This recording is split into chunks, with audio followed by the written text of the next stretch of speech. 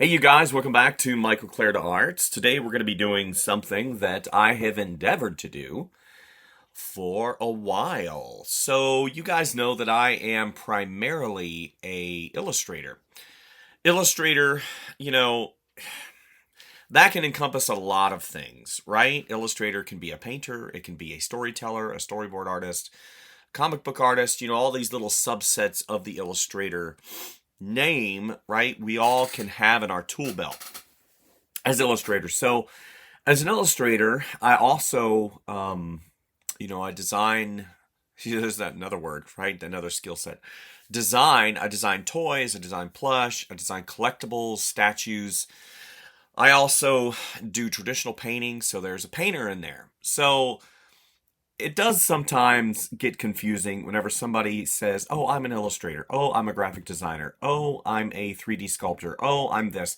And what they're doing is they're putting themselves in that slot so they can be identified for their strengths, right?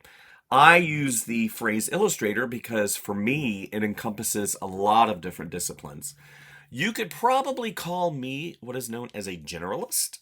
And I basically have, over the years of being a professional, I have been tasked with doing many different types of jobs. Like I listed, 3D sculptor, illustrator, graphic artist, production person, right? Spec person. And I basically have done a lot in my career. That's not to boast at all. Actually, sometimes it can work against you because whenever somebody has a specific niche that they want done, such as, oh, I need a painter, I need a 3D painter, I need this, I need that, I need this. And then whenever you show them things, they want to see exactly what they're hiring you for. Um, that being said, today we are doing something, like I said, I've endeavored to do on this channel for a while, and that's kind of branch out a little bit in terms of what I'm showing you guys of what I do in my professional life. I am very limited. I mean, super limited in what I can show, not only this channel, but also on social media. I don't have the privilege of showing a lot of the design work, concept work, stuff that I do because I'm so locked in with non-disclosure agreements. If you work for somebody like Disney or Universal Studios or Warner Brothers, they make you sign this agreement that says, I will not show all, or if any, of the work that I'm doing for you guys out in the public because there is something called magic and suspension of disbelief. So the magic that Disney has whenever you go into one of their stores or you go into the parks and you see some of their toys, there is a magic behind that, right? It just appears on the shelf and look how incredible it is, and it's done by Disney, and Disney is that large corporation that covers a broad spectrum of things. And that non-disclosure agreement prevents me from doing what I'd really love to do is to show you a lot of the work that I do. That being said, this channel primarily is based upon education and encouragement. I basically want to show you a slice of my professional, on the other side of the coin, right? You've already seen one side of the coin, which is all the fun and character work and daily sketches, and occasionally I'll throw a tutorial in there, and maybe I'll show, maybe I'll show a review here and there. And on the other side of the coin, which is my professional career, which is the bulk of the work that I do. So now that I'm so long-winded and you're like, come on, dude, what are we doing today? Today, we're going to be doing a logo. And a logo, gosh, that's like a whole book in of itself, right? I went to school for illustration. I also took classes on graphic art, design, animation, sculpting, painting. So that illustration degree, as I had mentioned before, encompasses a lot of different disciplines and skill sets, and graphic art just happens to be one of them. What defines graphic art and illustration? What separates those disciplines? I think a lot of times can be confusing. Graphic art is, some people say it's assembly of things. Some people say that it's very graphic looking. Graphic being print oriented or advertisement or very limited in color. But I think all of that can be thrown out the window, right? Art is art. And I view graphic art as well as illustration, as well as all of it, as kind of a base of storytelling, right? You're telling a story visually. And whether you do it with fonts, whether you do it with characters, whether you do it with color stories, whether you do it with movement and shapes and shape language and all these terms that you've heard different YouTubers and if you're in school, your teachers use. Art is the language, is the visual language, or at least visual art is the language of telling a story visually. And logos really are a subset, I think, of that storytelling mantra. I have done a lot of logos in my career, from simple logos, text-based, to really complex character-based logos. So, and also not only character, but also I've done stuff that shows like a painterly quality and really complex. So I come at it with the attitude of storytelling. I want to be able to tell a story in a short amount of time that represents the company or individual that I'm doing the logo for. So I spoke with the client that hired me to do this logo. I said, hey, I have a YouTube channel and I would love to kind of videotape, that's old school. I would like to record the process that I utilize whenever I'm creating a logo and kind of explain the thought processes behind. Now, since time is money, and the person that hired me to do this is, there's always a caveat to that. It's always kind of a hidden, right? I'm doing this because the person that hired me is an old friend, and obviously he's going to help me out. This is not something what probably would normally happen because most of the time they don't want you to see how the process and how the logo is made. But what I'm going to do for you guys today is kind of go through the whole process. Now, he did give me some reference, right? It's always good to ask for reference whenever doing the logo, because as a artist and creator, you don't want to jump into the pool without any support, any floaties, right? Any arm floaties. You don't want to jump in the pool and do a bunch of work that won't line up with your client's vision. So I asked the pertinent questions, and as a budding artist and somebody that wants to get into art, there are certain questions that you probably need to be aware of. Some of the questions that I asked were, what do you like? What do you dislike? Are there certain colors? What is the name of your company? What is the vision for your logo? And basically it all comes down to, what do you want? And a lot of times you'll get the answer, and this is kind of fun to explain. You'll get the answer of something like, well, I want X, Y, and Z. I'm using algebra here, X, Y, and Z, and that might be a descriptive, or I want X color, I want Y character, I want Z name. So these three elements you have to put into a logo. And a lot of times the person that is explaining it will say, I want it to look cool. I want it to look fresh. I want it to look modern, or I want it to look old. I want it to look vintage. And sometimes these descriptive words can be overwhelming for a designer, especially if you go to that point of, I want it to look cool. Well, cool is subjective, right? What I think is cool might not be what you think is cool. So it's pertinent and important that you ask the right questions. And a lot of times, if you ask the right questions, or even questions that are wrong, and then they say, no, no, no, no, no, I don't want you to focus on that. So you can eliminate all those things. And sometimes, believe it or not, you'll do all the things right, and you'll do exactly what that client wants. And that client will do a 360 on you, or a 180. 360 would go in the same direction. A 180, and they will want something different, because a lot of times what they have in their mind's eye is not what they want with their eye, if that makes sense. Having it in your brain does not make it cool or look good in front of you. And that is something that, again, as an artist and as a designer, a creator, you have to weed out the good information from the bad information. And that comes with experience. And that comes with watching a lot of YouTube videos and talking to artists that have been in the marketplace a while that understand that dynamic. Um, yeah, so the name of the company that I'm designing for today is Garbage Bandits. Garbage Bandits. So the individual, and it's good to ask the questions about the company too. It makes sense. It makes a difference.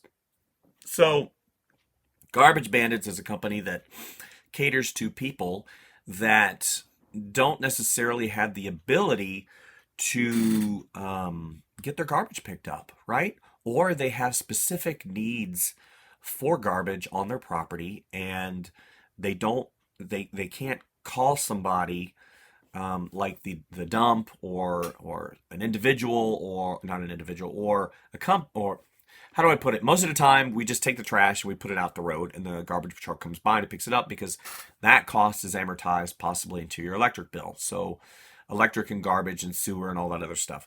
Well, if you live in rural areas like I do, they don't have garbage. They don't have county garbage pickup. So, you basically have to transport it to the dump, or you have to, and there's a cost involved with that, or you have to pay somebody like Garbage Bandits to come and pick your trash up, and it's a monthly or weekly fee. And he gave me some insight, and I thought it was really cool. So whenever we think of Garbage Bandit, we think of what? We think of a raccoon. So he's like, yeah, I want my character logos, because he was specific. He wants a character logo. So a character icon that associates with the name, that associates with his business. So these three elements have to line up with his vision, right? Not me as an artist. I have to translate his vision visually into something that is attractive and that he likes.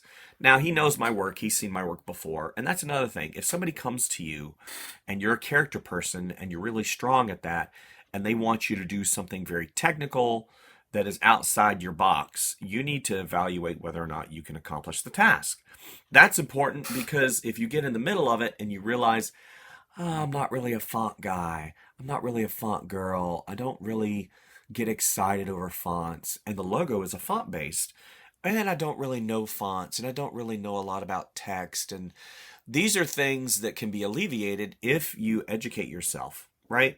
Educate yourself on the ins and outs of logo design and what it takes to design a logo.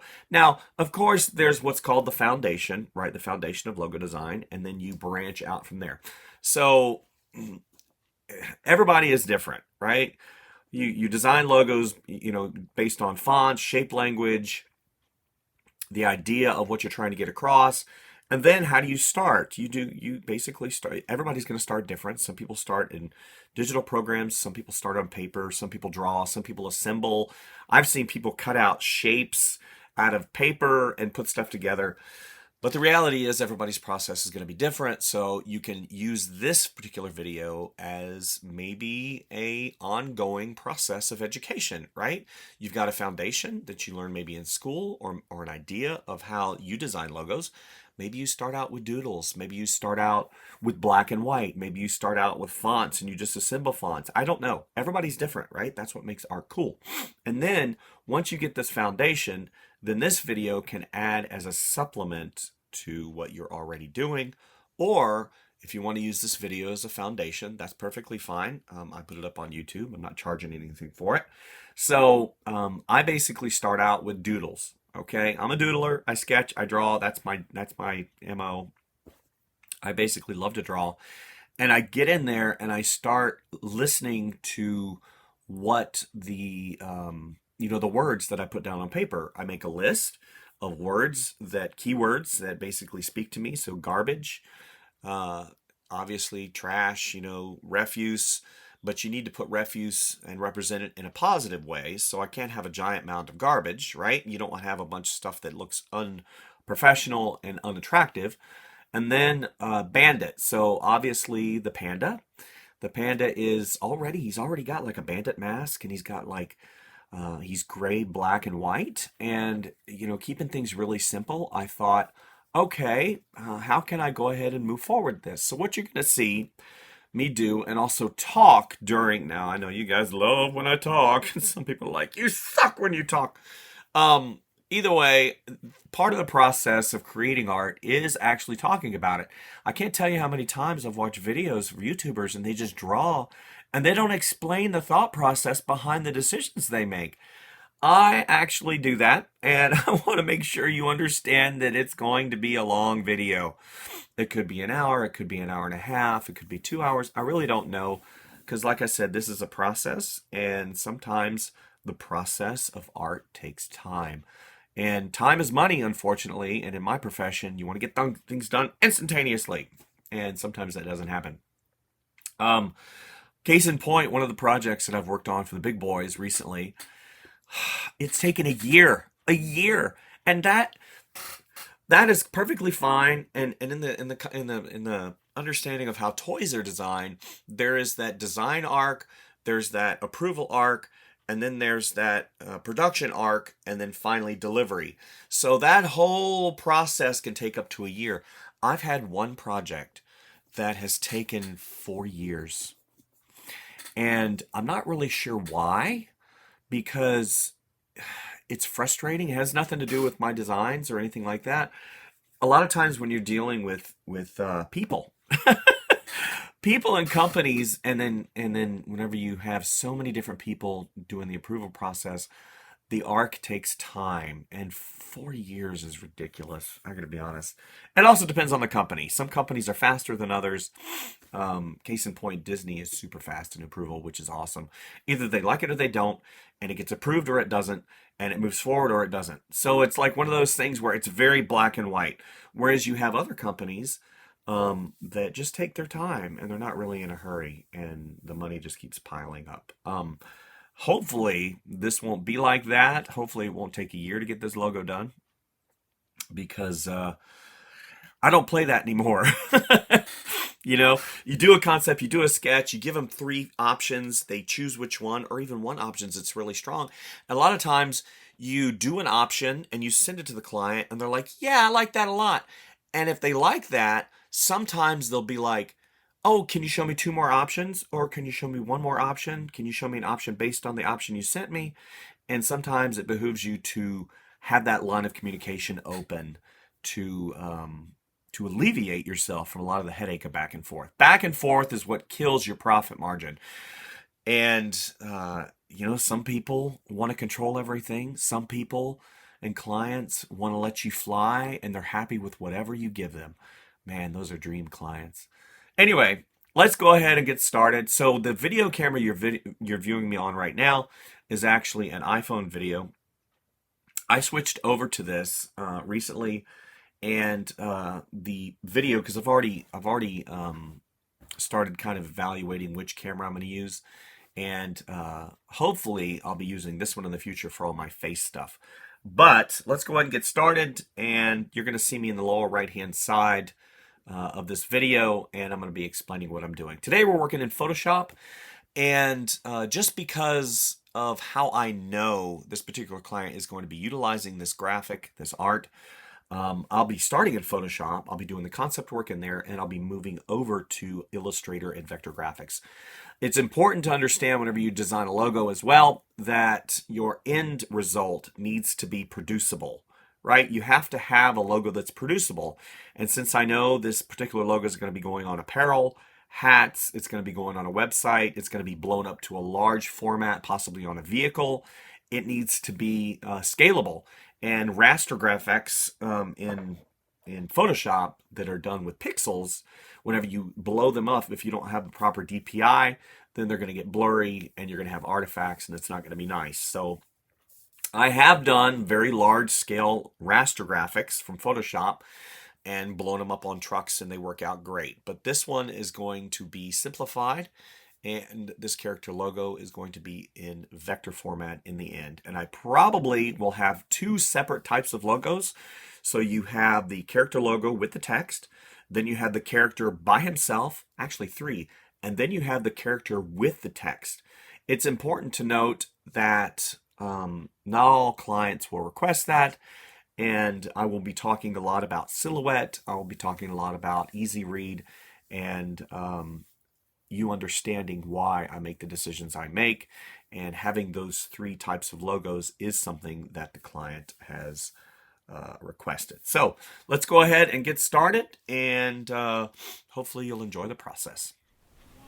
Okay, so here we are in Photoshop. I use Photoshop for pretty much the majority of my illustration work. I do have a couple other programs that I utilize. Sorry about my chair, it's kind of squeaky. Just got to deal with it.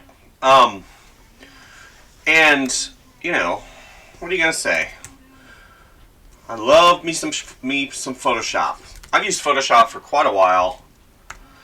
I would say since 1997, 98, Photoshop 3, Photoshop 4, back in the day when Photoshop was run with goats and it was pulled by horse and carriage. I digress. I'm just trying to be funny. So logos. In terms of what the customer has requested, so he gave me some.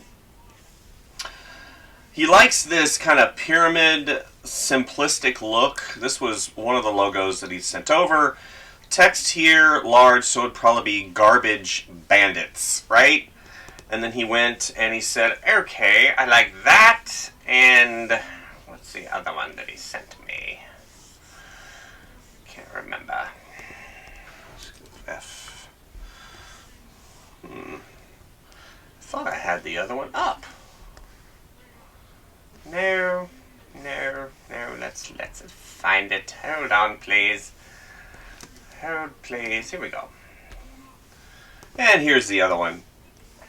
Again, very simplistic whenever it comes to characterization, so it's not going to be highly rendered, so something that maybe you could get embroidered on a hat. And that's another thing. So whenever you do logos, typically what you'll do is not only after you get the initial concept and sketch done, maybe you'll do a rendered version, and then you'll do a one-color version, and then you'll do a version that maybe you could put on a hat or embroidery on a polo or something like that. So even in the initial concept stage, you're thinking how it can be produced in a way that isn't going to be $1 million for the client. You have to be conscious of that, and whenever you do stuff like that, it makes the client feel more comfortable about you as an artist.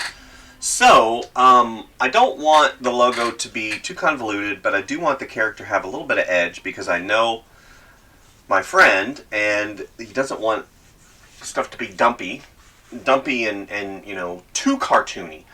So we're going to have a little bit of character to him to make it fun. And I've done a lot of animals before, so I have a real feeling about you know, the way I want things to look. And it does behoove you to do a little reference shot. So this right here, I liked him, but he looks kind of mean, so I don't want him to be mean. And I like the pose, but I need it to be a little bit different. Maybe he's got trash, maybe he's got a mask on, and you know, all these things, as I did preliminary, you know, what I call a preliminary reference poll, I basically took about a day in and amongst. I didn't do the whole thing, you know, put my nose to the grindstone and stick my head in a computer for a day and collect images. What I basically did is I thought about it, right? A lot of times I think that we want to get started. We want to get started really quick, and we just literally, we don't spend enough time in the thought process. And sometimes I'll come in here and I'll sit in the chair and I'll have my brain kind of go off on adventures, right? Brain adventures. That should be a line of socks, right? Brain adventures, not socks. But what I'm trying to get at is you need to give yourself enough time in the thought process to work out some of those details. You know, it's not all about working. Sometimes it's about thinking. Sometimes, now in that concept you are working. You know, you are coming up with the ideas in your brain, and you're kind of working those things out in the process of creating the logo. And depending on how fast you have to come with a logo. Now this particular client isn't, you know, he's not very pushy, but I definitely want to make sure that I do this in a timely manner, because, you know, the agreement that we had you know, basically, it was a quid pro quo. So he did something for me, and now I'm going to do something for him, right? Sometimes, you know, logos like this could range from $1,000 to $2,000 to $3,000, depending on the company itself. Since it's a smaller company, a logo like this, I would typically charge about $800 to $900, right?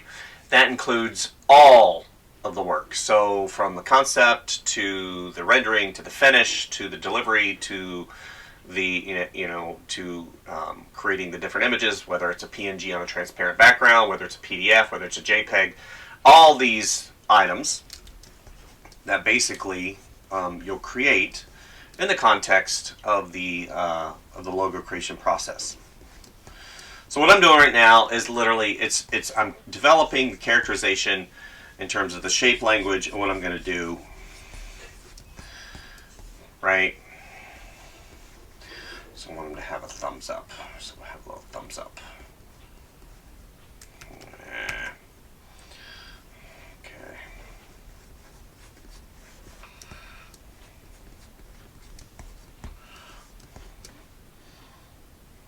Okay. And again, this is a process that could take a week. It could take a day. It could take a month. Hopefully it doesn't take a month. But basically what I'm trying to do is create that look that I'm happy with.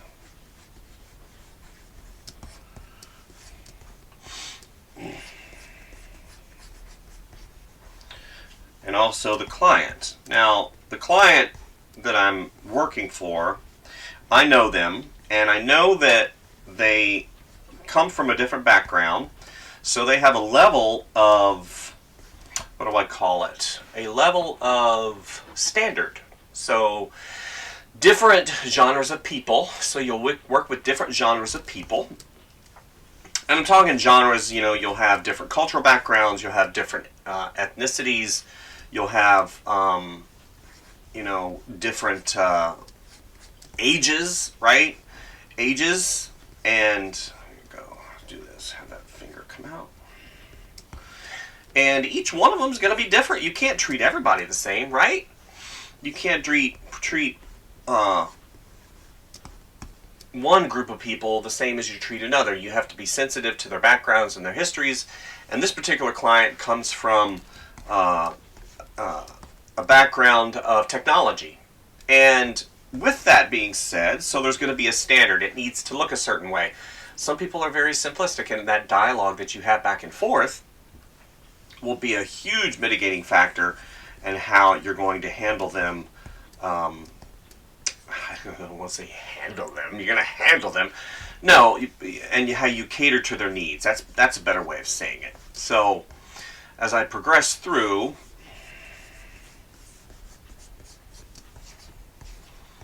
okay, this guy's bag of garbage.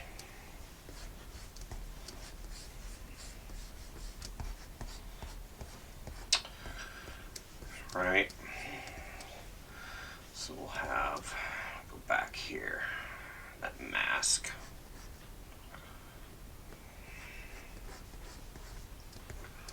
Yeah.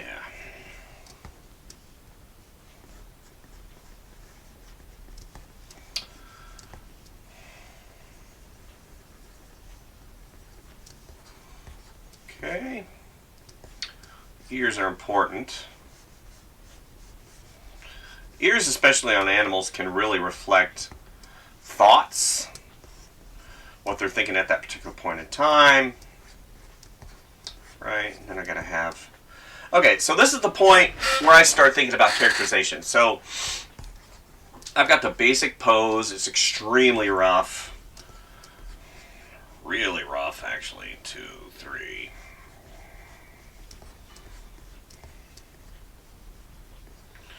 What I'm doing now is I'm balancing the gesture. I'm trying to get things right. Okay.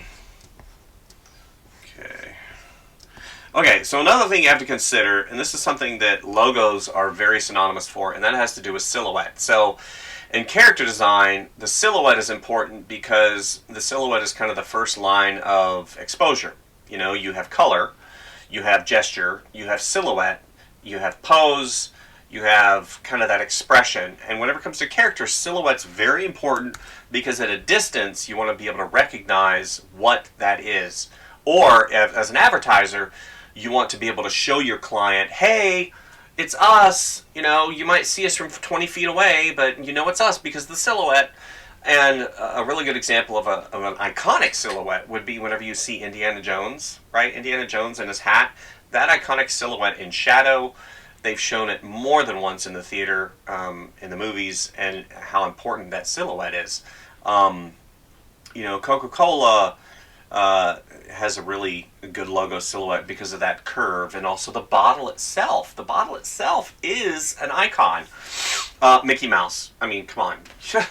You can see that from, you know, a quarter mile away and say, hey, that's Disney World. So silhouette is very important, right? So what I'm doing now is making sure my silhouette can be read easily. And, you know, come in here, I can see that. So the tail is important. So I need to make sure that the tail doesn't mess up my silhouette. So come here. Okay, so what I'm doing now is I look at this and I like this, right? I like this shape. This is good. And this particular aspect of the tail, I need to make sure and not have it interfere with the legs, right? I need to make sure that it doesn't interfere with other aspects of his gesture. Now, right now, if I were to do this, what's going to happen? It's going to interfere with the trash bag. So I need to look, and I need to look at the curves. So here, I like how this whips around, and I can do this. Okay. The problem is I like this right here. I like this shape. So I need to go ahead. I need to be very careful right here because of what I'm starting to see is what's called tangencies. Tangencies, they're whenever you have two lines on a plane and they intersect with each other, like if I were to have a finger here, okay, and if I were to have this finger right here, this finger's in the distance. The second I do this, and you see them intersecting, if they intersect like this, what it does is it puts them on the same plane. And then, I don't know if I can do it in camera. But the second they intersect and become on the same plane, then I don't have depth of field. I don't have depth. I don't have volume. And this particular logo, since it is a character logo, has to have volume. Okay?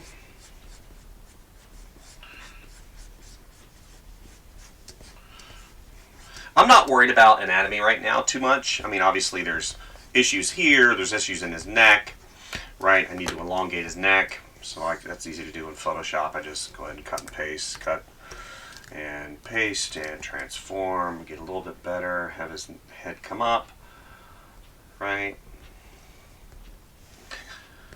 Okay, let me have that come down. There we go. A little bit better. And I want his mouth to be open. Now it's important that you understand, again, I'm talking about logo representation, how a company or how a company tries to show who they are in the logo, but also in terms of a character logo, you want the character to be friendly, right? You don't want something to be evil or something like that, unless of course you're selling evil products, and even then you want something to be presentable. So in this context, I probably won't give him huge fangs. I mean, I've designed characters and character logos before where the company's like, you can't give the shark sharp teeth. And I'm like, but the shark has sharp teeth. See, that's the kind of concept in your brain as an artist you wrap around, and it's like I have my baseline of things of how things need to be, but then whenever I start injecting their ideas, it conflicts with what you want to do. So you have to say, okay, I will still do the teeth, but it needs to be friendly. What are friendly shark teeth? They're rounded, right? What I'm trying to do is get you to understand that logos are there's a process. There's a process, and you know, I think that everybody has their different ways of doing things. Okay, so I'm already starting to run into an issue here. Since I tilted his head up, I want this other ear to to show a little bit better. So we're going to go ahead and put this down. See, I don't want him to start looking like a coyote. Okay, so we have here, here. Okay.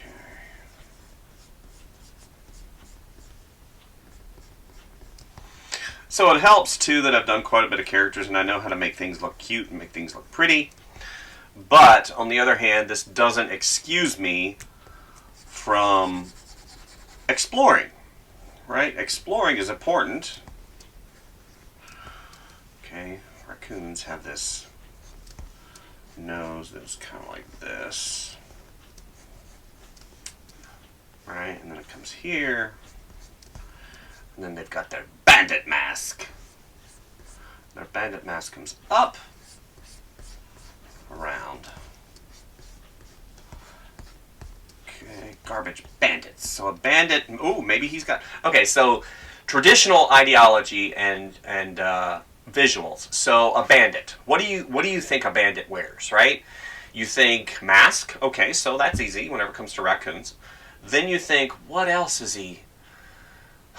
If you go back in your brain and you look at stuff like from like Scrooge McDuck and some of those other, you know, cartoons from the 1980s or even earlier than that, bandits typically, you know, they'll have that black turtleneck or that striped turtleneck or something like that. So maybe he's going to have a turtleneck. So I can have him have a turtleneck. Right? Got a sleeve right here. Bandit. And then he's got a shirt. Again, trying to keep it simple. So if I think about it, you know, it's really cool. So now that I get into it a little bit, I'm thinking, okay, bandits. Okay, so if I look up, okay, like bandits, so they got that stripe, that black and white striped shirt, right?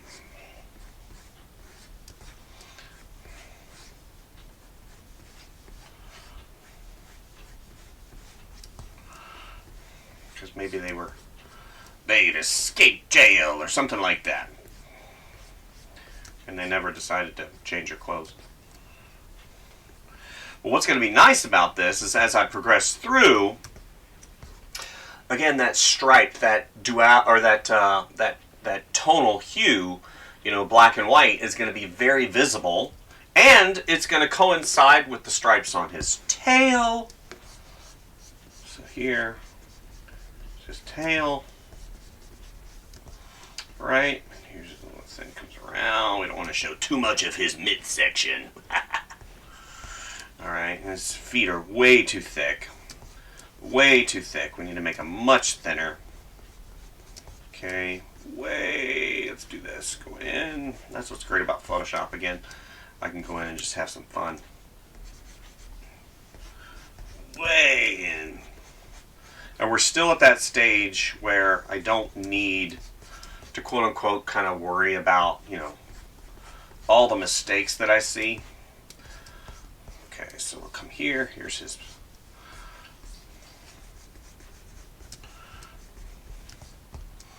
All right.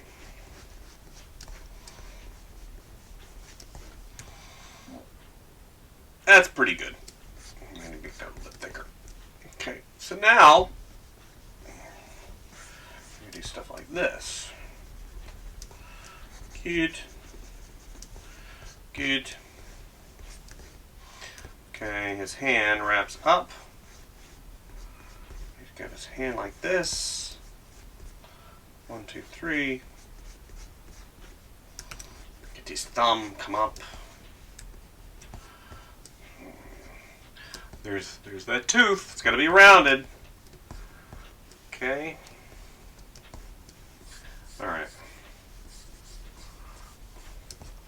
Again, doing things in simple shapes, making sure that you keep that silhouette clear, making sure the things that you're doing, okay, clear, good,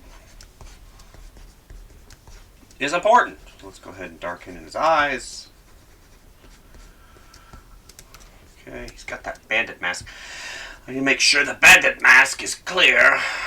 So he's got it comes here and then it goes up. Okay.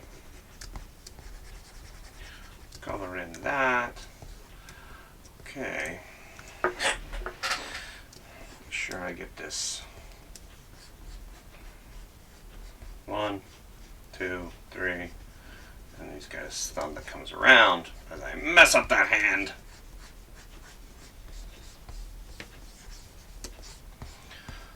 Yeah. See, originally I wanted his other arm to have a big bag of garbage on his. I might still do that because I like the idea of the thumb up. Right, the thumb up, but I'm not sure that's going to work for this. We will have to determine. I'm just not so sure. Okay, so let's do this. Let's go ahead and change that. Maximum contrast. Okay. I'm going to do this. He's got little things on the edges. Here. Okay, so as I look, as I bring back this image, right now this has a cat fox feel to it. I like the shape of this a lot better, so I'm going to change some of the elements here. So this would probably be considered a first sketch doodle. I'm a firm believer in doodles, especially as it applies to logo work, because, you know, working out shapes, starting out with shape language, starting out with, you know, those friendly, the friendly shapes. So I started out and I'm thinking, okay, bandit, maybe he's got a little edge to him. So the edge, he's got sharper edges on his elbows. He's got a little attitude, but also he's friendly. He's a garbage bandit. He's not interested in you and causing you issues. He just wants to get your garbage. So that's why he's going to smile, right? And that's why he's not too nefarious. Yay! Hey, buddy, I'll grab your garbage for you. So that's what I'm doing right now. So as I progress through, I'm going to keep you around here, right? So then we come here, and this is, of course, again, the initial stage. So now I get into fonts. So let's go G-R-B-A-G, garbage. So as I look at this, there's a couple ways. So whenever it comes to law enforcement, bandits, I'm thinking bandit, he's got his mask, he's got his uniform, his shirt, right? And now I'm thinking, what is the font, right? Some people don't associate the illustration work or the vision with the font. Some do. I have to think, okay, so garbage is kind of rough, right? How am I gonna mitigate this ideal? Am I going to make it cursive? No. And then you start getting into the fonts that you like. Oh, I like this font. Oh, I like that font. It can't be about that. It can never be about what you like. It has to be about what the vision is for the logo. And as I get into the minutia of the thoughts that are coming at me at 100 miles an hour as I do this, I'm like, okay, garbage, bandit, and I'm like, okay, what is going to be, and also an easy read. So you have to think distance, you have to think relationship. There's a lot of things going on whenever I do a logo. You know, and that's why I think sometimes sitting down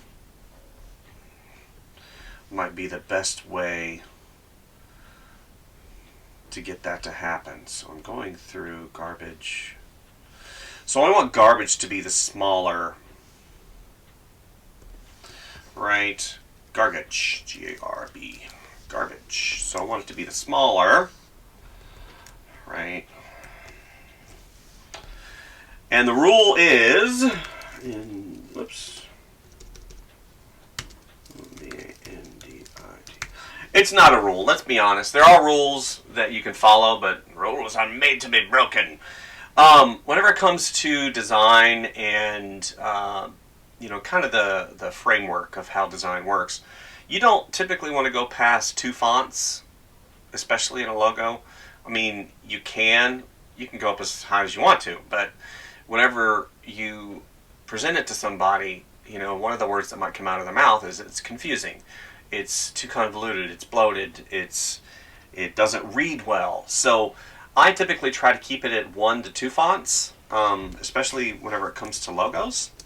I say a lot, I'm sorry. So let's go ahead, and there is a font that I have, and I'm looking.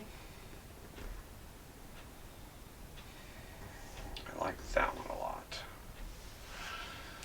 Okay.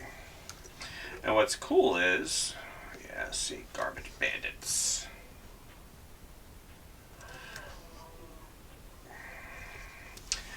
This one, okay, so in logo work, in character work, in illustration, contrast is something you have to strive for.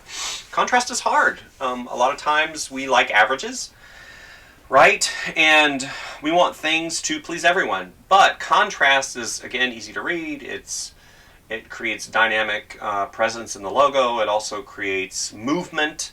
And right now, this image right here, Garbage, while I like that font, we're going to go ahead and push that up to the side. I copy that. So this one, I like Bandits a lot. I'm wondering if I can regular. Okay, capture it. Maybe Garbage needs to be a little easier and smaller and less fat. So if I were to do like that, no. I don't want anything cursive. Stay away from cursive. No. No. I want something long, right? Long and... that's not bad. That's not bad. And sometimes it will take hours. Hours to find the correct font relationship. It has to make sense. You have to look at it and say, okay, ooh, I really like that font, but it doesn't make sense in this. It won't be easily translatable. And I haven't even landed. I mean, Bandits, I like it, but I'm just thinking ooh, I like that. Again, we have that relationship between the two, good, but there's no way that Bandits is going to be able to be embroidered on anything, and you have to think about stuff like that. So, very interesting. What I'm going to do is I'm going to go through and I'm going to land on the font, and then after I do that, I'm going to explain to you why I chose those fonts, but this is going to take a while. So right now, I like the way this is looking. I've got some character changes that I have to make, so I'll be right back. Okay, so I've landed on a font combo. As you see, I've simplified things a little bit. While I did like this particular combination, I felt like it was quite heavy, especially with the box, but I did like the fact that it was acting as kind of a basis. I just felt that it didn't work for this particular logo. So I landed on this, and I'm looking at this, and I'm like, so occasionally, right, you'll have to separate the Garbage Bandits, LLC, Garbage Bandits, from the character logo, right? But you want to incorporate the character into the core Garbage Bandit logo, right? So you're actually kind of designing two logos. You have this character right here, and then you have this verbiage right here. So I'm thinking, what can I put in here, right? Whether it's his silhouette, and I talk about that silhouette, or some type of element that reads Garbage Bandits. So I'm looking at this going, so I want to put his eyes, right? I want to put the mask. I want to put the eye mask and maybe some type of, I don't know, something along those lines. That kind of it. Whenever you're doing stuff like this, you'll get ideas that'll be interjected into your brain, and you can pursue them, or you can stick to maybe a core mandate from the client. And I think it's better to show the client more ideas, right, than it is to show them less ideas. And if you stick solely to what they ask for a lot of times, you'll run into kind of a lackadaisical logo that eventually they will pay you for, but the process won't be as exciting. Obviously, do what they ask, but also present alternative ideas, and that's part of the creative process. They hired you. he hired me to do the logo. He hired me with specific instructions.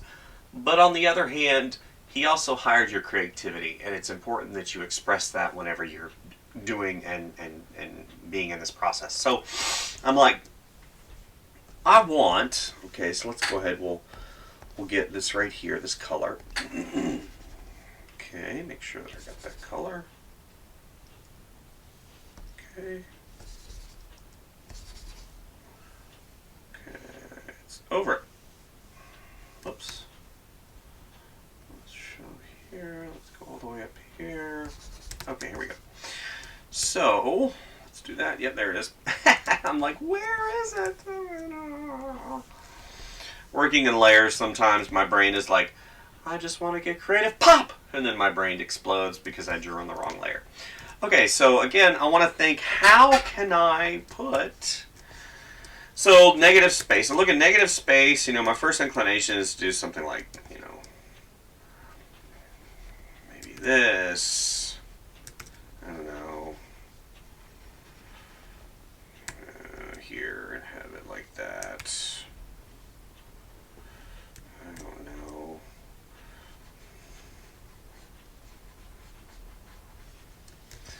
Yeah, that doesn't work. So, utilizing the negative space in a way that, yeah, maybe right here, maybe I have two little hands like this that are kind of looking at you. Because, you know, whenever we come outside and we hear a ruckus outside, right, at home, and we come out and you come around the corner, and typically what do you see? These two little beady eyes staring at you. And that's basically what I'm looking for in this context. An eye shine right there. Yeah, so this is going to take a while. Because I want to experiment, I want to, you know, think about what makes sense, and, you know, even if I were to go and say, okay, maybe he's like this, and there's a silhouette here, and he's got his, right, this is all silhouette. Here.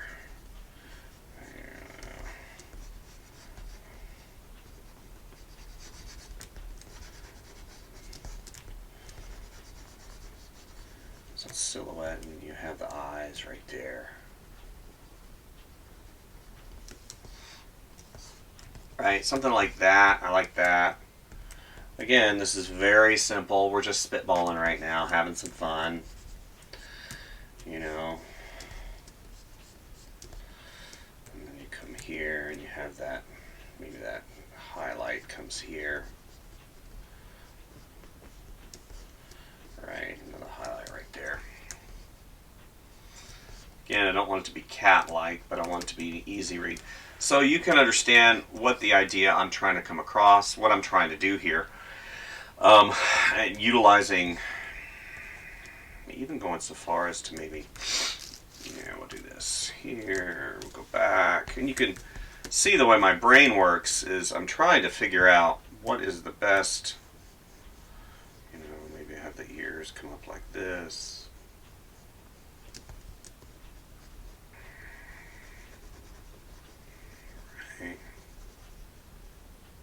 Oops.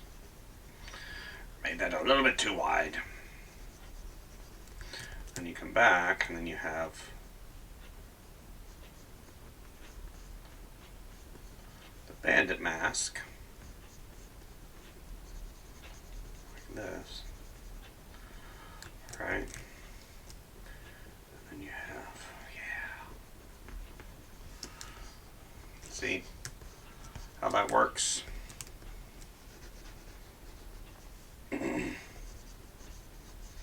And of course, like I said, I can remove this wherever I want.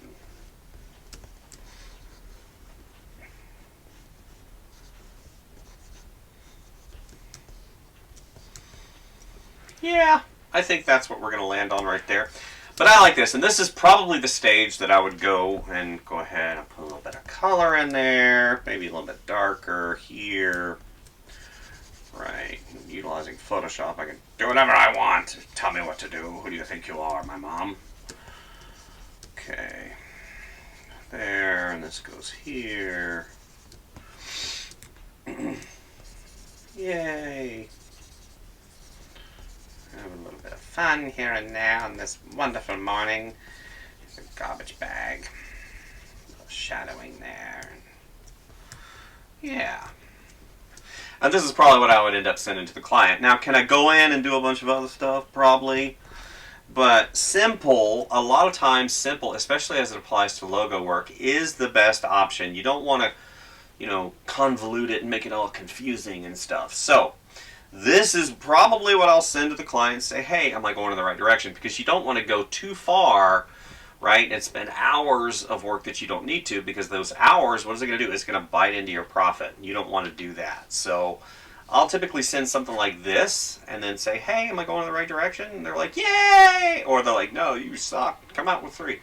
So I'm going to go ahead and do that, and we're going to come back and we're going to possibly ink this and go into vector and come up with a final logo. So this whole process I said, can I go ahead and video the whole logo creation process? And they're like, sure, whatever you want to do. All right, so let's do that and I'll be right back. Okay, so what I'm going to do now is I'm going to go ahead and transition over to Illustrator. Illustrator is a vector-based program.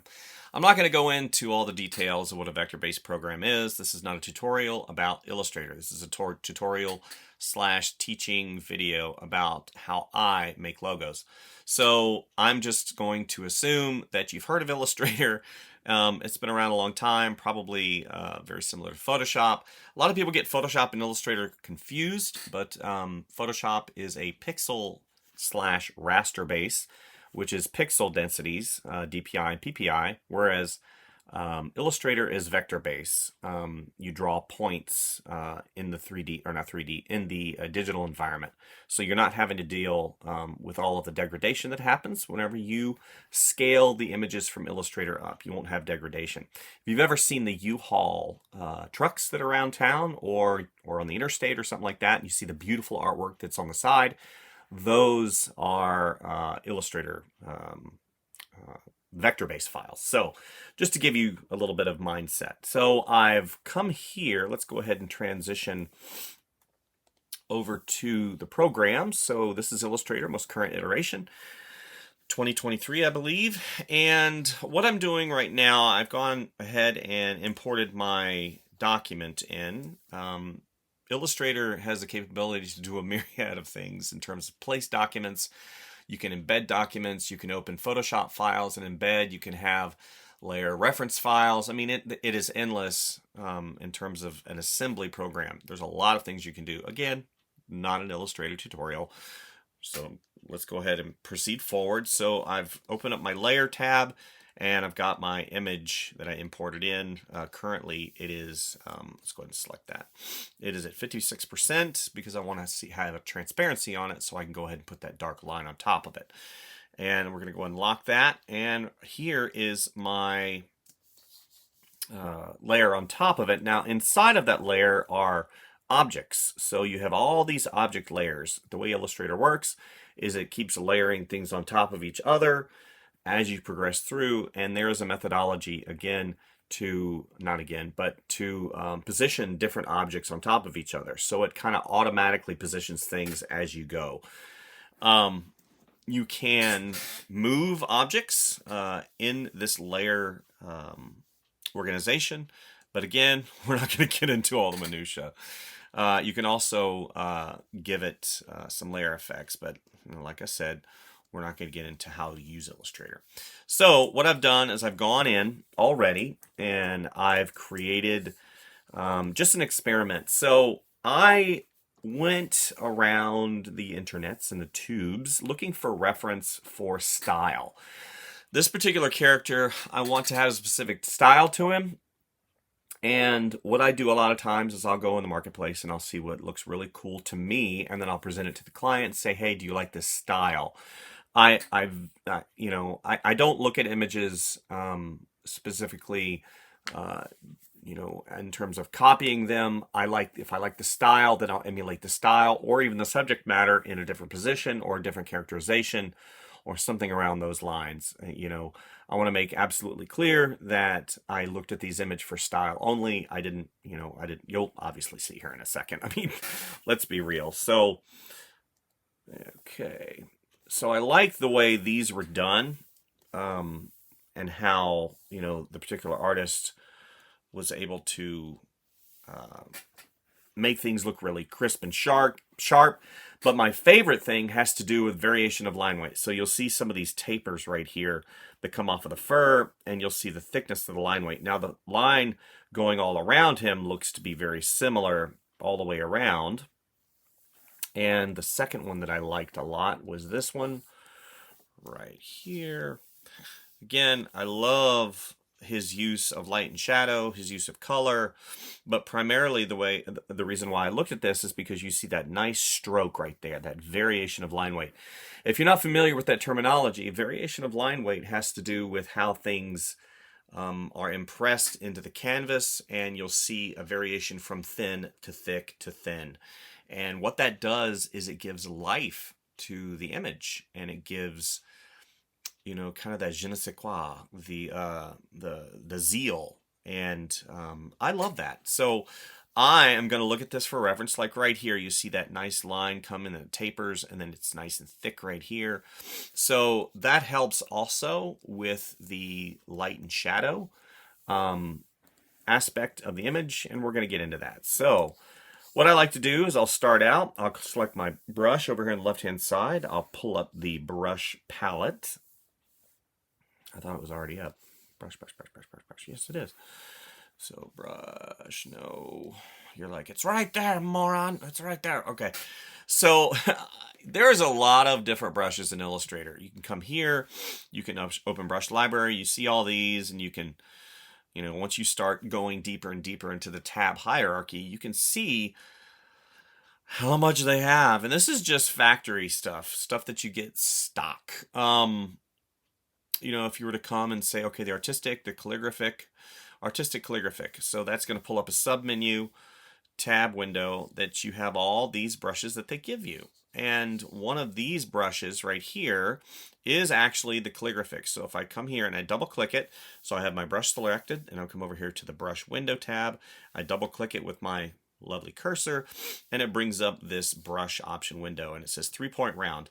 So that's what it was whenever it came from the factory. And the way I have Illustrator set up is it will preserve the last settings that I had for that particular brush in that particular file. So this particular brush I had set up at 3-point round. That was the name of it. And I went in and changed all these from being fit, not all of them. I changed this one from being fixed to pressure. So it will go from, basically there'll be a 2-point variance, the 2-point max and the 2-point variance. So it'll have a taper on it. So hit OK, and you can see up here I've done a live. So whenever you see this little line in here inside of the stroke, right, then you know it's live. If I were to go ahead and copy this and do something called expand, which is to get rid of that live stroke. So for those of you who don't know what a live stroke is, I'm trying to give you context, right? So I select that, and now I can basically, I can change it. If I can here. Trying to pen tool. Oh, I've got my eraser on. I'm like, why isn't it working?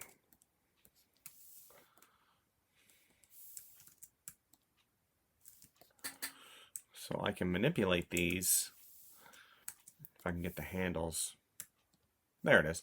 So whenever you select it with, so I'm in the pen tool right here.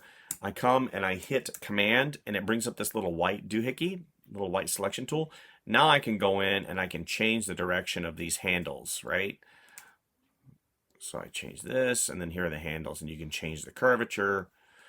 And then you're like, oh, I don't like how that right there kind of is messed up. So then, as it's still live, you can select it and come down here to the pencil area, and you can come to the smooth tool, And you see I can, as the line is selected with that live path inside, I can basically smooth things out. I drag that smooth tool on the screen and I can smooth things out, like right there. See? And once I'm done and satisfied and I'm like, I don't need that path anymore to be live or editable, I can come here and I go to expand appearance, expand, and now I have a lovely expanded path. Okay, let's get rid of that. I say this because there's going to be a lot of that going on. You're going to be seeing a lot of that going on here in the next few minutes.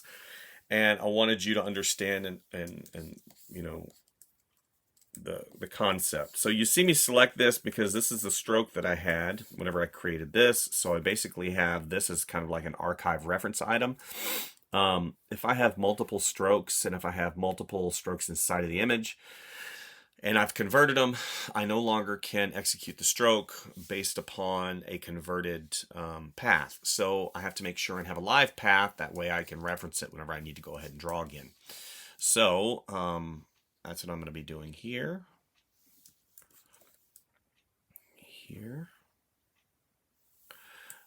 Well, sometimes it's best to start here. There we go. So like I said, you're going to see me doing a lot of stuff like this. Even you might see me do stuff like this. So I draw through. Now, can I do this? Sure. But what I'm going to fail at doing is getting that really nice variation of line weight. So in addition to that, you're going to see stuff like this. This is where you have that abrupt stop. Now I can change that over here in the paths if I want to round things off, right? Or if I want to do, yeah. But what I'm going to basically do is I'm going to stick to my stroke with the brush. So you're going to see me draw. And once I get all of the paths the way that I want them, I'll cut and paste to the side to have a live version. And then I'll convert everything and we'll go through the process of adding color, adding light, adding shadow, adding all the little nuances for the logo that I think will make sense. So now you understand how I drag the image in from a raster environment, and I will go ahead, and these are all live, so I can just select them. I'll go ahead and start having some fun, right? All right. Yeah. Okay, so enjoy the time lapse.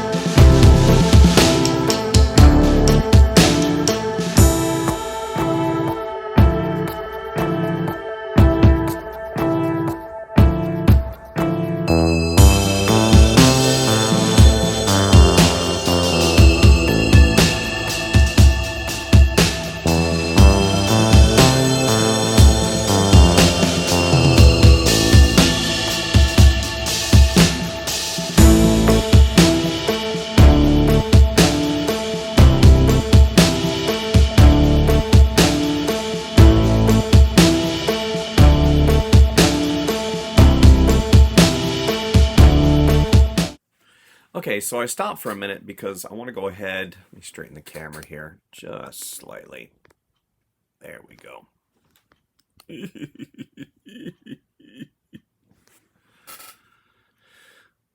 Okay, I stopped really quick because I'm at that stage in the illustration where I'm going to start injecting a little bit more life into it. So I talked a little bit, and I've talked previously in other videos about variation of line weight, right?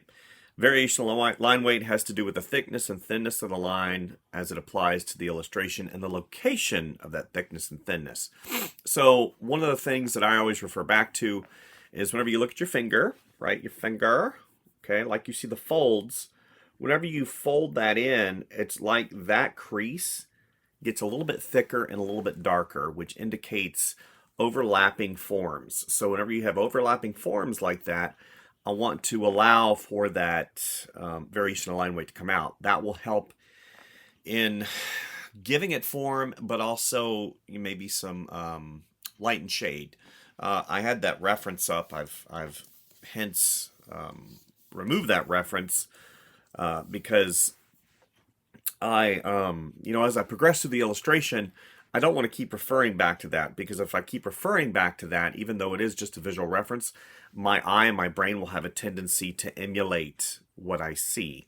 So once I get it to this particular stage, I want to go ahead, since I have a foundation, and start injecting some of that variation of line weight. And what I do, basically, like you see these two lines right here, this line right here is overlapping this form. This is the shirt, and all these stripes are pretty much the same. So what I'm going to do, since it's overlapping his lower torso, make sure that I have the correct line thickness on. Again, I go back up to that line that I have. And what I'm going to do now is I'll give it some little bit more thickness. You can see what's going to happen here in just a moment. And then as it goes up and further away from me, I will make it thinner. See that right there is even better than what it was. And I'll go ahead and have this come all the way up and make it thin. And you can see just that little change by itself really helps define the form a little bit better and give it some more life. And even coming down here, I want to have a little bit more thickness on the bottom of his elbow, an arm, and then I'll go ahead and convert that like so. Okay, so then we have this overlapping form right here, so I'm going to go ahead and make this darker. Whoops. Let's go ahead back. And here it is coming into the inner part of his armpit. And see, that just gives it more life. And that is what I'm after at the end of the day. And you see this line right here, I've made a little bit thicker, so therefore I have to make this line over here thicker. So I can do something like that if I want, but I'm going to go ahead and make this a little bit thicker. Okay. Yep. And like this form right here, coming forward, overlapping, I want this to be thicker right here. Let's go over here, and I'm going to make this thicker right here. Yeah, a little doodad right there. Okay. Yep. And see, just those little changes make the world of difference. So I'm going to continue on with the variation of line weight, adding variation of line weight in different places. And then I'm going to come back and we're going to convert to paths. Convert to paths. And once I do that, then I'm going to show you the process of adding color. So don't go anywhere. I'll be right back.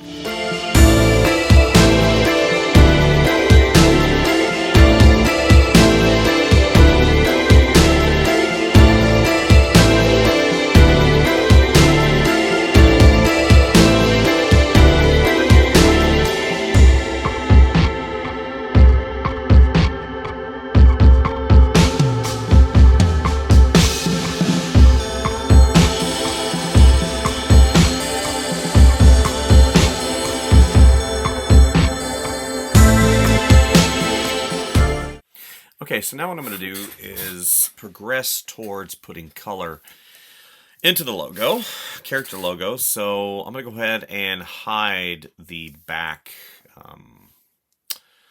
image. I've also cut and pasted over here on the right hand side, if I can go ahead and see it, a live version. Live meaning live paths. So I'm going to go ahead and convert this image right here to paths. And how I do that is I select the entire image. Actually, I'm going to make sure that my highlights, I don't want my highlights to be punched out. So I'm going to hide those, and I do that hide by Command 3. So let's go ahead and select the logo, object, expand appearance, and expand. So right now, if you look, you see all these little indications of overlapping vector lines. I still have this as a object. That's my Alexa show. And so each piece is separated. Now you can go ahead and make a copy and paste. So if I want to, if I need to make some easy modifications, let's go ahead and cut and paste that. And I'll lock it so I don't have the ability to select it. Then I'm going to come over here. Let's make this full screen. And I'm going to select it again, making sure that I don't have any little issues here and there, like that right there. See that right there? You see that little indication right there? That has a potential to kind of be a headache. So what I'll do is I'll just go in and do what I like to call a little housekeeping. And yeah, I'm not seeing any of the little hickeys, little doohickeys. Oop, there's a little bit of a line right there that I don't like. So I'll take the smoothing tool and I'll shore that up a little bit. And two, if you have something like this, I'm going to go ahead and give you an example. If you have something like this, okay, now if you look at it, oh, that looks really good. Okay, but the problem is now you have a hole, and that hole will be a potential issue when you go to add color. So it behooves you to go ahead, just take a moment, take a breather, go get a cup of coffee, get something to drink, come back, fresh eyes, look at the illustration / logo, make sure, yeah, I like that right there. I don't like that little thing right there. So what I'm going to do is I'm going to turn it slightly. Yep, and that right there. See, you turned it, and then look at that. Now you have an issue. So let's go ahead up, bring that up a little bit. Little things like that will distinguish you, especially if you're doing this for a client, like style guide art. Style guide art's a really good example of how this whole process lends itself to creating style guide art, because you have typically, your vectors, your live vectors, and then, they want something clean so they can scale it up and there's no discernible pixelization. I have seen in style guides, you have vector art, then you have raster art, then you have painted art, then you have stylized art, and all these elements. If for those of you who don't know what a style guide is, it is a created package of assets approved by studios. So you receive or have access to this large volume of character art or items relating to a specific property, such as a movie, such as a book series, or something like that. And then you go in and you can select, as a graphic designer, you go in and select an asset and you add peripheral items to it that makes sense in the context of the storytelling. So this would be considered, style guide art. Let me see. I don't know if I have. Let's see if I can show you an example of a style guide. I don't know if I have any style guides. Let me see here. We'll go here. We'll go. No, I don't. I don't have any style guide art currently on my machine. Those are things that you typically, they're huge and they take up a lot of area. So, okay. So what I'm going to do now is I'm going to make sure that all these little lines in here, and how I do that is I click this. Now this is the Pathfinder tab. You can see there's different shape models and Pathfinders. Experiment which one works for you. In this particular context, I'm going to merge all of the black lines that are overlapping each other. So boom. Now everything is connected. See, there is, Oh, I see a little problem. Ooh, see 2 problems. Ah! Yeah, so this is, you know, whenever you zoom in, sometimes you're like, don't zoom in, you moron. No, it's just something with me. I have to make sure that all these little things are okay. There we go. Because if I don't, what's going to end up happening like this? I can already see that. What's going to end up happening is I'm going to get everything finished, and then it's going to be yelling at me. Yeah, right there. There's 2 little... right there. It's going to be yelling at me from the screen. Why didn't you fix me whenever you had the chance? Blah, blah, blah. Yeah, I don't like this either right here. This is kind of a wonky. Using the smooth tool. And like I said, it just takes, you know, a few minutes to do. And once you get everything set, then you can merge it. And then, boom, I've got my highlights. And arrange, bring to front. So, here he is in all of his glory. Now you're like, well, how do I add color? There is a myriad of ways you can add color. I mean, it's like somebody asked me, how do you add color in Illustrator? That's a complicated question because there's quite a few ways. I can create a layer underneath. I can go over here. I can create that. Lock my top layer. And then I can go in. You know, let's go ahead and do this. Right. Or I can go in and use my vector tool if I want all these, you know. And you're like, oh, okay, I understand. That's the way you do it. No. I'm going to show you guys an efficient way because when I design pins, this is exactly the way that I design pins. Because there is a production facet of... Yeah, so you already see that. I want to change something, so I need to go back. Ugh. Bleh. Let's go back. Make sure.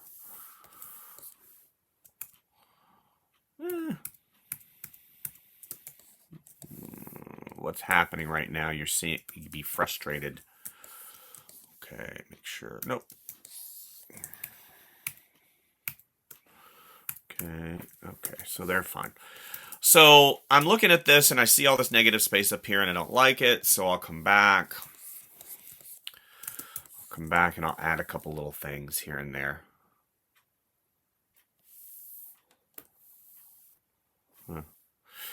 My machine is doing weird things. I've got this new feature in Apple called Continuity Camera, and what you're seeing me through is my iPhone. So it connects to my iPhone, and it creates a very nice web image. You know, you basically use your iPhone as a webcam, and of course, we all know the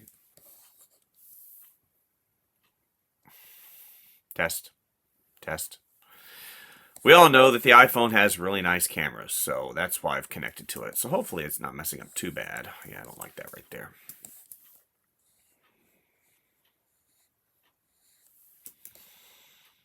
No.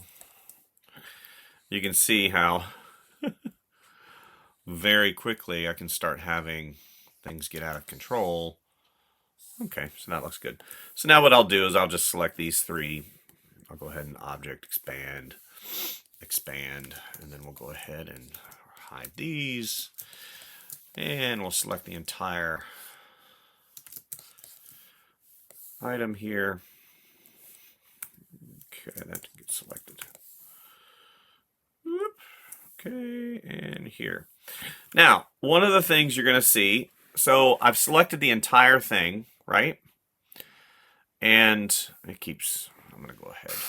Give me a second here because I think something. Okay, it wasn't messed up. It was the other camera that I was using before I used my main camera, my main phone, because I have an old iPhone that I was using, but it ran out of batteries. So anyway, I digress.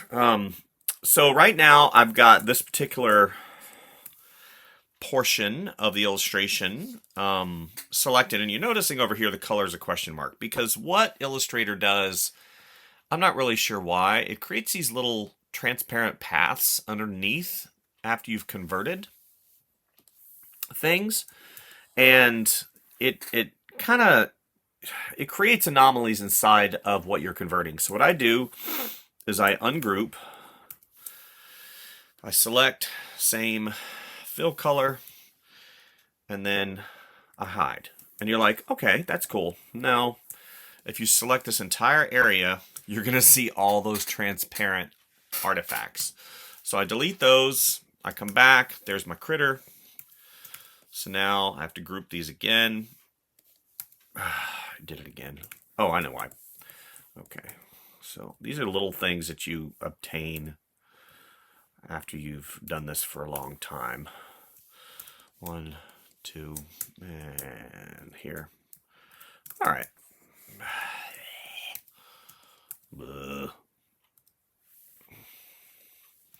You can see I'm kind of frustrated. Okay, so it is what it is. I'm going to go ahead. Let's go down here to the layers. All right, we'll go all the way down, and it shows these 2 items here. This is the highlights. I'm going to go ahead and move these up here to layer 4. And I'm going to lock it and get rid of them. So I can have... Actually, I don't think I got all of them. Which I did not. Let's go ahead and unlock that. Yep, I only got one of them. That's making me laugh so hard. It is what I like to refer to as a challenge. Okay, so that is my lips for the eye shine. Let's go ahead and move that up here.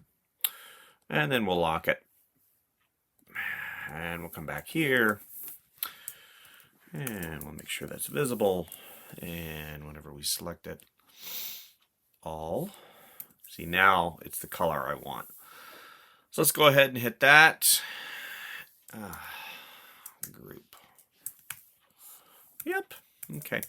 So now what I do, because I want to preserve my line work, I want to, first of all, I'm going to change this to a different color so I can see it. And I'm going to cut and paste behind. And how I do that is I hit Command C, Command B, which will paste it behind. Then I'm going to change the color to black. I'm going to merge everything into a silhouette. Yay! Okay, so one of the things, hold on, I'm going to go ahead and pull this up because this is important for me to show. IMG, PNG, and IMG 9 through PNG. Okay, so you see how he's got the brown that matches the fur right here. And then he's got, so black, brown, white. So there's 3 expansions here going on. And I like that. 1, 2, 3. But we're going to deal with that black one first. So we're going to go ahead. There's a myriad of ways you can do this. You can expand, not expand, you can add a path to it. So right now you see over here on the right-hand side, yay. So what I'm going to do now is I can go ahead and add a stroke. I make sure these are rounded because I don't want, you know, any really harsh lines, which I don't have. So I'm going to go ahead and expand 3. So you got to be careful with this because what is going to happen is since this is a black line right here, this black line will be added and you don't want it to be too thick. So I'm going to go ahead and choke that back. 7's a little bit too aggressive. Okay, so then I convert, expand, okay, and now that's an object with no path on it. Okay, so then I'm going to keep that black. What I'm going to do also is I'm going to add a layer underneath. I'm going to make it a mid-tone. Create a space behind it. And I'm going to lock it. So now I can't. See, that's what's nice about layer management inside Illustrator. You can go in and create objects behind, create a background, blah, blah, blah, all that other stuff. So here we go. So I liked the brown color, FF, right here. So you can see black, that brown hue, and then we have white tone. So this is part of the process where I sit back and I start experimenting. So I've got my black line. So let's go ahead and I'm going to go ahead and hide that. No. Yes. So I'm going to go ahead and hide. I'm going to change that to a different. I'm going to change that to a color. Eventually, that whole thing's going to be black. But I need to be able to see the line weight and the line work, and I need to be able to select it. So I'm probably going to change that to green. Okay. And what I'll do is I'll go ahead and cut and paste just in case I want to experiment. And I'll go ahead and hide that. Okay. So now what I'm going to do is I'm going to separate the line from the background. Okay, so how I do that is basically just separate it. See, now I have objects behind. It is, now if I were to go ahead and ungroup this,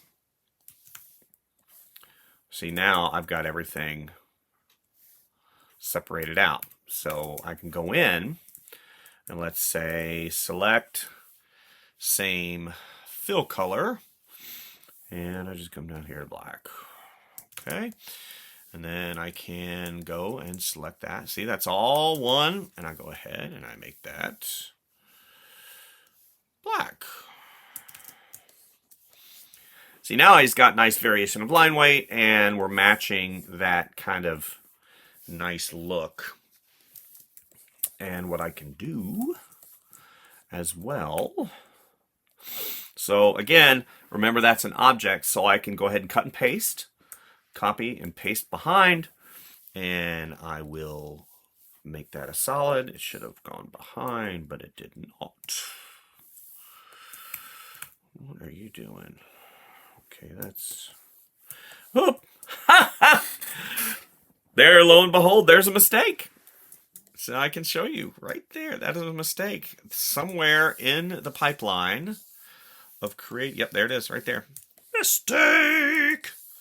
So, give me a second. I'm going to fix it. Okay, so what I've done is pretty much what you guys saw me do, but I went in and I fixed this little mistake I made right there. Then I went ahead and let's go ahead and separate the layers here. So we have that layer, which is going to be our black line. So let's go ahead and make that black. Black line. Then we have our secondary outline layer. Remember, we're following this particular look right here. So we're going to we're going to go ahead and make that line black. And so there we go, right there. So now we've made that black. So he's starting to look pretty frisky. And what's nice is at any point in time, I can go in and start coloring him.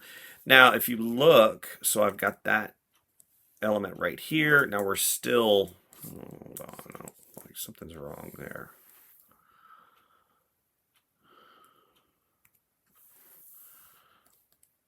There we go. So then I've added that brown right there. So there's the brown outline. And then finally, we're going to go ahead and add that white element. So let's go ahead and copy, paste behind, double click, shove that up to white, add a stroke. 1, 2, 3, 4, 5, 6, 7, 8. Make sure it's not too thick. I probably want to match that one right. That looks pretty good. So let's go ahead and object, expand. Okay. Now I'll go ahead and there we go. So now I can have the eye shine right there on my separate layer. Here's my working. Let's go ahead, view. Let's get rid of these guides, clear guides, and full screen. And we've matched the source art pretty good. So now what I'm going to do is I'm just going to start plugging and playing. So you saw me, I selected that particular color. I've got it to where whatever I put it on, it selects the color or the hue. I'm going to hit that white right there. And since these are objects, whenever I hit Option, it turns it to a fill, an eyedropper fill. Whatever color is in here, eyedropper fill. So I can go ahead and just start plugging stuff in. So let's make kind of like a brown color. That's good. Here we go. And you'll see me periodically zoom out just to make sure. Now, let's go. Sometimes, yeah, that looks pretty good. But I'm losing a lot of the details in here, and I don't want to do that. So let's go ahead. We're going to go ahead up here and make it just a little gray. There we go. That's much better. And again, white, white, white, white. And then we'll go back here. What color? So here. And we'll raise that color hue tone just a little bit. Good. And gray. So he's a raccoon. So let's go ahead and start plugging in some of these colors. Here, here, here, here. Okay. Black. And here, it's got a different, let's make it a little bit pinker. Excellent. So now, let's go ahead and black. Black, no. So let's go ahead and select that. A little bit darker, but not completely black. Again, I want to make sure that I keep that line in there. So here's where, so obviously this is like a prison uniform type deal. I have to think, how am I going to, it's got black hands, so good. With a white, oops, that's good. No, yes, and white. Basically what I'm doing is it's going fast because I can switch back and forth really quickly from the sample sample dropper to the eyedropper, right? So I can go back. So that's why you're seeing it fill pretty quickly. So now I'm going to go ahead and select that gray, and I'm going to make it just a hint darker, right to there. Let's make that, and I'll make that white. I don't know. Yeah, that might be what it has to be right there. And we'll make these black. Whoops.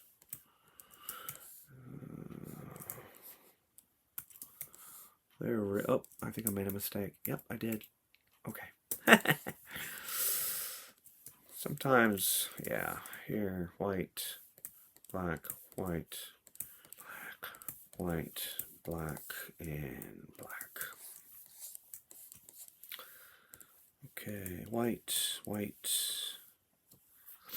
gray color, black, gray, gray, gray, and white. Yeah, I think we're close. Come back to this gray color, do his legs, his feet. 1, 2, 1, 2, 1, 2, 3, whoops, 3. Whoops, 1, 2, 3. Okay, and that's got to be white, right? Or is it yellow? Or is it gray? I don't want to get out of control with it here. Yeah, that's fine. Okay, so then here, here, here, and gray, black, gray, black, black, gray, gray, gray. I don't know. Here, here. Yeah, there we go. That'll frame his silhouette a little bit better. Okay, so he's looking pretty snappy. So now I come down to Garbage Bandits, and my initial sketch, if you recall, let's go all the way back up here, had a little critter right here. So I'm going to have to do that here really quick. And I'm going to do that, and then I'm going to come right back. Yeah. Kind of makes me think maybe I need to make that a little bit lighter. Yeah, a little bit lighter. Yeah, that's pretty good. Okay. I don't know.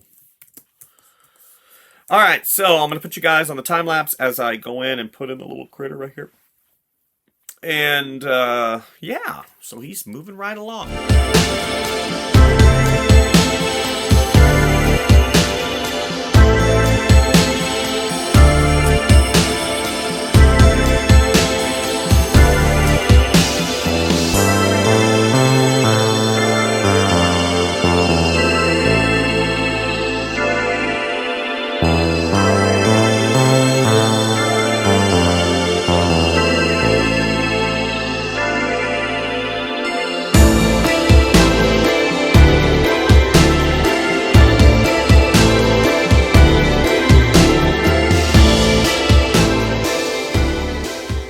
Okay, so I've created the little critter down at the bottom, you know, and what I'm going to do now is, so I know enough about this process to understand that there are sometimes changes, and you need to make sure that you have a working copy of what you're doing. So what I'll do is I'll go ahead and copy and paste.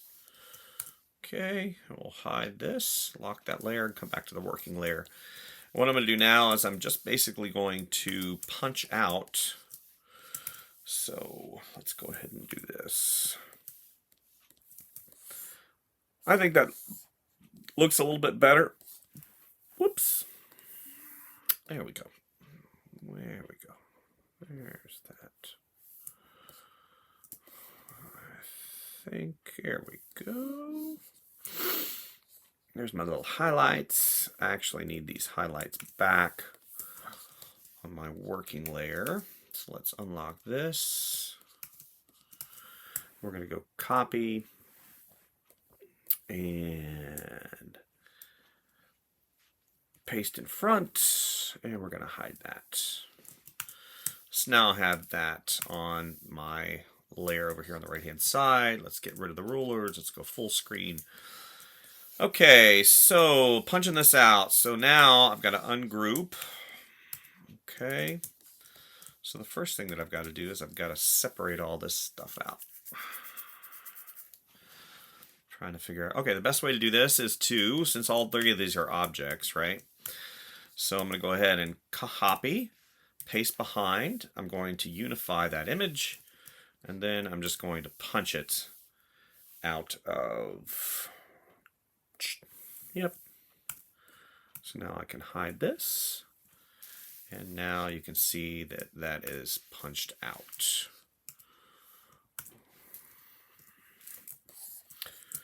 See? Punched out. Okay. Now we just come back, and we have that here, here, here. And basically now what I'll do is I'll just unify this. Whoops. There we go. So now this is all one object. See? Pretty simple. And now we're going to think about color. I'm sorry, not color, but shadow, light and shadow. So I go back. Again, I've got my reference here. You can see, whoops, you can see he's got, looks like some rim lighting, some really cool rim lighting. I don't know if I'm going to do that. I do like these, though. This transparency right here. So I'm going to go ahead and do that. And there's a couple ways that I can do this. Now, his image, you know, you have that nice round right here. And I'm not going in and doing specific, really tight shadowing. I want to get generalized shadowing. And since I've got the eye shine right here, what I can do to make my life so much easier, and I don't want it to go, let's see if you did it on there. No. So I don't want it to go onto this white. So I've got my core image right here. You can see this. So I'm going to cut and paste, copy, F, copy and paste in front. And then I'm going to go ahead and do that. Now, I've got my shadow layer. And I can adjust transparency. And since I want this on a separate layer that I can, you know, fool around with, so let's go ahead and add a layer. And we're going to find out where our shadow is, and we're going to come up here. Good. And yeah, layer opacity, so transparency. And I'm going to go ahead down to multiply. Now, you can see, very simple, very simplified way of doing things. I'm not overcomplicating it. So what I can do now is I can actually just use my eraser if I want. Okay, so let's do this. Okay.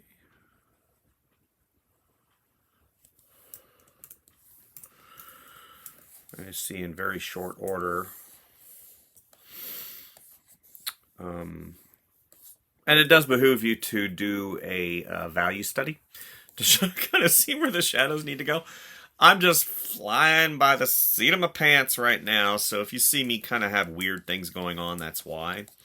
So, again, let's go here. All right.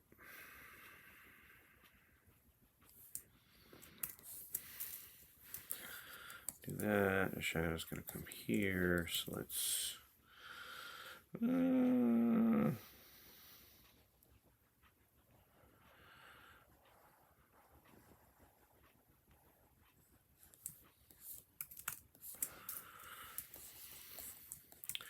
I'll probably at some point have to come back in and redo all this because I'm not feeling things out very well.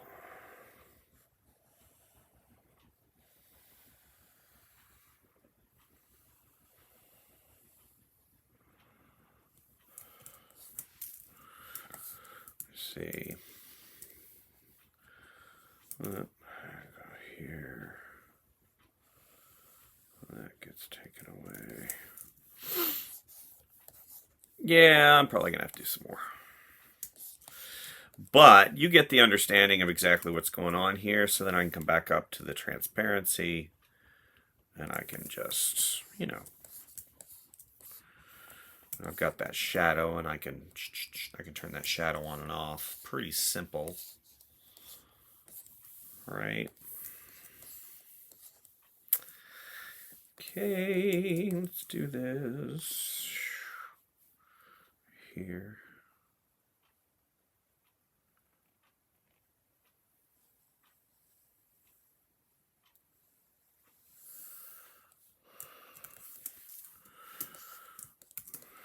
Okay, let's go here, down, up, here, again,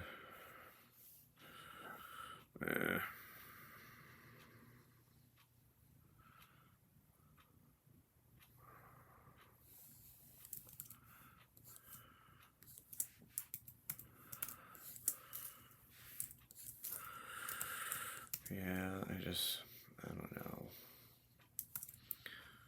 not being very exacting here.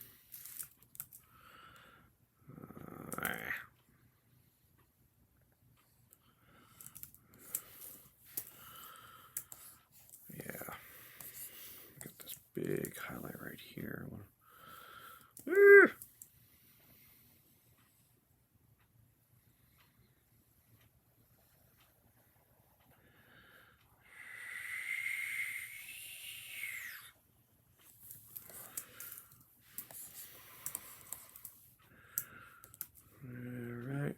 You can see that this whole process doesn't take too long. All right, so yeah, just those shadows and whatnot, just having some fun here. So what I'm gonna do is I'm gonna, again, put you guys on the time lapse to let you see my process, again, of putting in those shadows. And I go back here and I see obviously some rim lighting. I don't know if I'm going to do that yet. We'll kind of figure that out as we go. But let's go ahead and see. Yeah, because like this, I don't know. Yeah.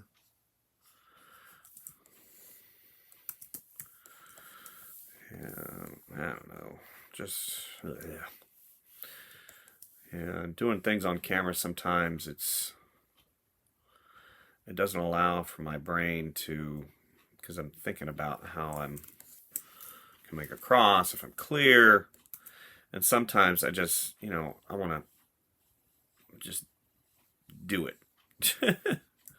I don't know if that makes sense. Yeah, this is not turning out the way I wanted it to. So I think, now I don't have to put the shadow in there. So that's my prerogative. I don't have to do any of that. Right? I like it in there, but at the end of the day, it's really, it's not needed. I like him the way he looks.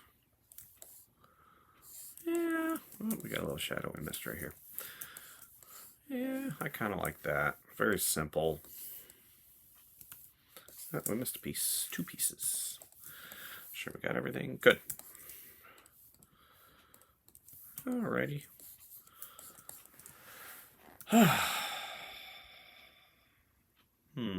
Not bad.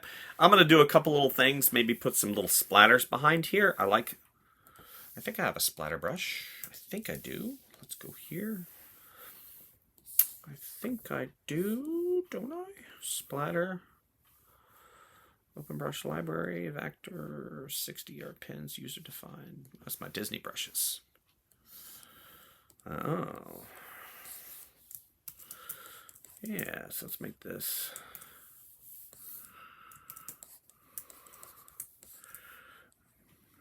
So this would probably be noted as an experimental stage. Let's make that quite a bit longer. Hold on. Okay. So let's go ahead and make this quite a bit larger. 7, 8, 9, 10. Yeah, we could have some fun here. All right. So I'm going to go ahead and experiment for a while. You guys can watch that. And we'll do a final wrap up here in the next few minutes. All right, yeah, so you're seeing my brain. I'm looking at it, and the brain's going 100 miles an hour. So let's go ahead and see if we can't make it look even better. All right, enjoy.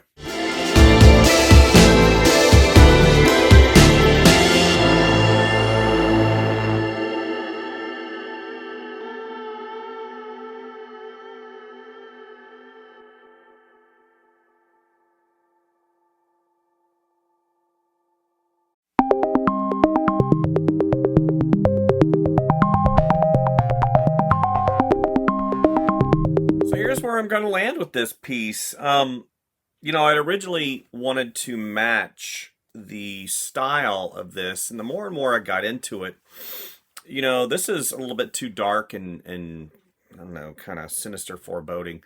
I don't want to get too far away from the original mandate that the customer, put in front of me, which was supposed to be fun and light. And if I start putting the dark, shadows in there, and I start getting into the rim lighting, it gets a little bit darker. I will probably experiment just a bit more with this piece. And since I do have to keep it in vector, I don't want to give it too much of a, rendered quality. And I feel like the more and more I keep dipping into putting these shadows in there, from a distance, I want it to read pretty plain, right? And I want it to be easily recognizable and accessible.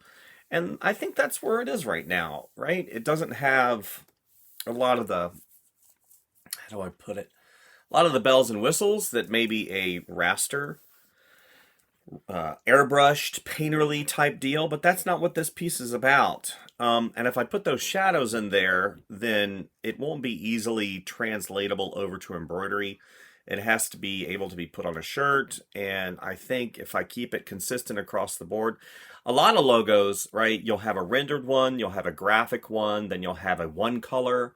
I think for this particular client, we don't have to go that far because they're probably like, again, I say put it on a hat. And I want that graphic to be the same on the hat, the same on his website, the same on the side of his truck, the same on his shirt. And if I put those shadows in there, whenever they go to embroider it, it's not going to be translatable, right? It'll be disjointed and it won't look the same. So, you know, that's one of the things as a designer and a logo person that you really need to probably consider, you know, whenever you're working on something. Is it easily producible? Is it something that is going to be, you know, be translatable? And that's important to me. So I think that for this particular client, for this particular job, we're going to go ahead and kind of put it in a quote unquote done done slot. And you know, I don't know, maybe we can do a short little animated something, you know, with his mouth, with maybe we can have him talking. And I don't know, I haven't decided yet, but that's kind of where I wanted to land with this piece for today. You know, we look at pieces like this a lot of times and we don't know how the artist got from A to, you know, F, D or F, and they kind of skip over that whole mid-range. You know, I came at this with an explanation of how I go through thinking about, you know, iconography. What story am I trying to tell? Who's the client? What's the imagery? And since this is a character logo, then it's a little bit easier. Whenever you get into text logos, it becomes more challenging because then you have to think, you know, similar to like Facebook. Facebook logo is a very iconic logo with the F. You can see it from a distance. You know what it is. Twitter, so. Amazon, definitely. And FedEx and UPS and all those really iconic logos, Nike, Apple. They don't have a character associated with them, but you still recognize them. And that's the kind of iconography that you really need to kind of hearken and reach back to every single time you sit down and do a logo. It has to tell a story. And that's really what's most important to me, and represent the company in a positive way. So that's it for today. Hopefully the video, I know the video was long, I get it, but this wasn't your normal video. This wasn't a video that, oh, look at me, I'm drawing, yay, maybe you can draw like this one day too, yay, here's a couple tips and tricks, yay, here's we're gonna do it super fast, yay. That's not my channel. And the YouTube algorithm now really kind of caters to those who do quick 30-second, 15 to 30-second videos. And to really learn something, you have to have somebody explain it to you in a very logical manner. And to do it in 15, 30 seconds, a lot of times you miss a lot of the things. Hopefully I covered some of my thoughts and why I did some of the things I did. And hopefully you guys like the logo. This particular client is based out of Orlando, Florida, my old stomping ground. Garbage Bandits. a great, you know, a great name for a company, for a great person. So anyway, stay tuned. We got lots going on. I got more stuff coming in the mail. Got a couple clients, or not clients, people contacted me. XP Pen, Huion, and Sense Lab all are going to be happening soon. And, you know, we'll get to those when they come. Okay. So go outside today if you can, if it's not raining or ugly, and go experience life a little bit. And we'll see you next time, okay? Thank you, guys. Bye.